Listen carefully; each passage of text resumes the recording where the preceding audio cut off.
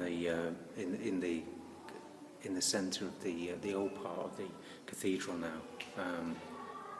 My goodness, completely different vibe to some of the other places I've been to. But what I wanted to say was that just going back to the Mary thing, was that the Black Madonna is also a symbol of Hecate, and it's also a connection to the goddess of the underworld. So again, the goddess of death. Hence the Crimean cannons that were melted down to make the large effigy, which is one on the photo I've inserted at the end of this video. So it's again the goddess of death. Bit of an irony, really, isn't it?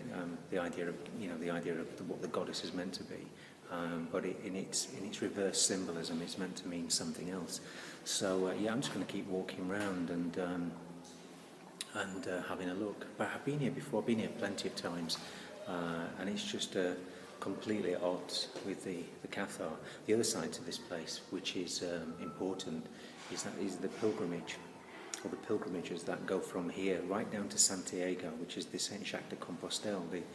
The pilgrimage walks based around one of the disciples, Saint James. Without boring you with the history, but with the story of Martha and Jesus coming over to France in that story. Also, they talk about one of the disciples, James, coming over as well and dying in Spain.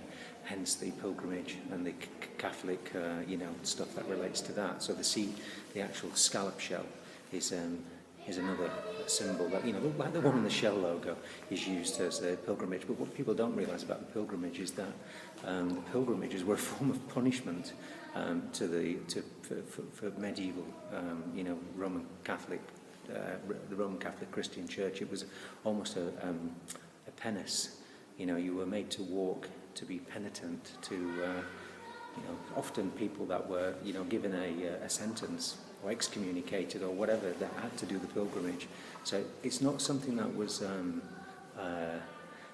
meant to be a lovely thing for some people. It was kind of like a punishment. Flipping is a punishment as well if you're walking that kind of mileage. I've done it, I know exactly what it's like. Okay, I'll come back to you in a bit.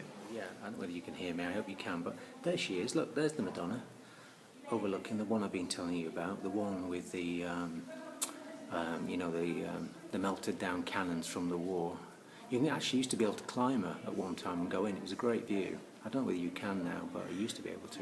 But I don't know whether you can see all of the detail in the faces around the cloister. And they are literally, there must be tens upon tens of grimaces, reptilian, devils, half human, half something else. Now these were made by the artist Mallet, if you want to look him up, 19th century.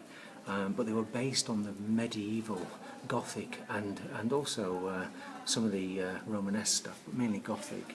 And if I can just move around, you'll see.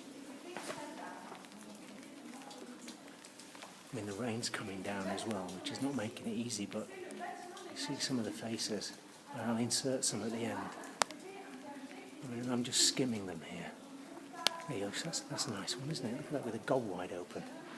And then, this is the Green Man and all the other kind of thing. But yeah, it's absolutely throwing it down, so it's not easy to show you. But let's have a look here as well.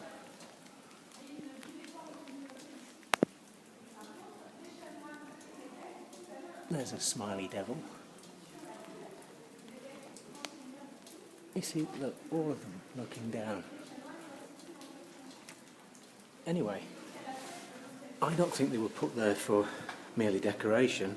I think this cloister was used for ceremonies, and it says in the literature that in the medieval time and in the later 18th, 19th century, it was used for monks to perform rituals and prayers and all that kind of thing. So there's definitely, it's definitely part decoration, but there's other things going on here as well. So yeah, I do love the architecture though, and I do love the feeling in this place. It's not as bad as it should be, but I think over the years, and because it's open, there we go, I'm in a prison of my own making. Yeah, so I just thought I'd show you that. I mean, it's completely different to the Cathar lands, where I'm really on on the borders of the volcanoes, and like I say, the area is famous for the Beast of Gévaudan as well. So there she is, bless her, the Madonna. She looks good, doesn't she, for her age?